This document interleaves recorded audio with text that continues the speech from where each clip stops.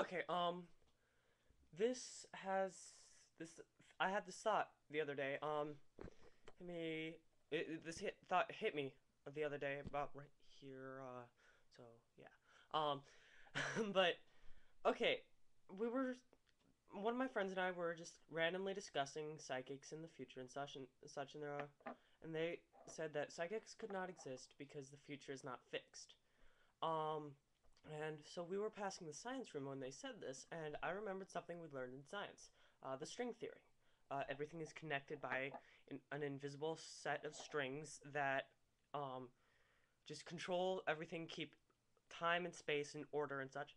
And wouldn't it just make sense that in order to keep these so-called strings from unraveling and basically warping time and space, there would be people who would be able to manipulate or see, quote unquote, where these lines lead because they keep time and space in a linear fashion, even though time and space are one point. I My personal belief is that time and space are just one point, and there's no such thing as linear time, because every point touches every other point at the exact point in time, and that there's no such thing as time. But I'm getting off topic. So wouldn't it just make sense that scientifically, since we know that things keep order, like things are here, trees they keep oxygen in the world and take out the carbon dioxide, which humans give out by taking in the oxygen, keeping things in order. So wouldn't it make sense that if following the string theory, we could there would be people who were able to keep it in order? Because it's if something exists, it's only natural and logical that at some point it's going to mess up. Like those kinds of trees that kill the other trees. They grow up around it, strangle it, and then I can't remember if they die themselves or not, but they're basically a weed.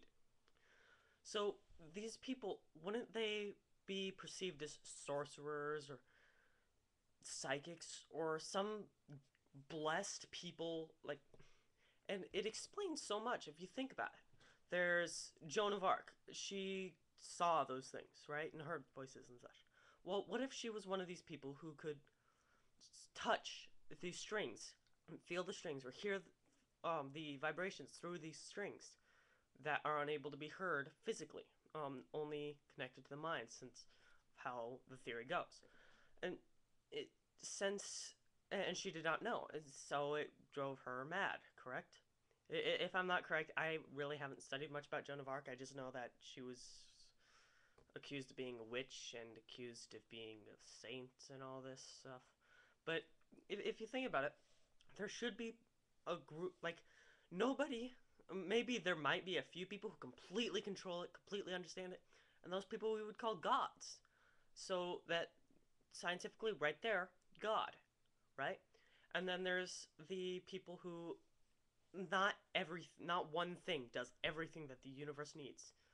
So there would be people or things or items, just anything in the world that manipulates the strings in such a certain way, creating fires or wind or such, and reading people's minds because everything is connected minds, bodies, soul through different strings. So, yeah, it struck me that we could not prove psychics at all. And since the string theory is just a theory, I'm thinking if if the string theory is true, we can prove that all these other things exist. So yeah, this is just my personal opinion ish kind of just being logical here, which is fairly unusual for me.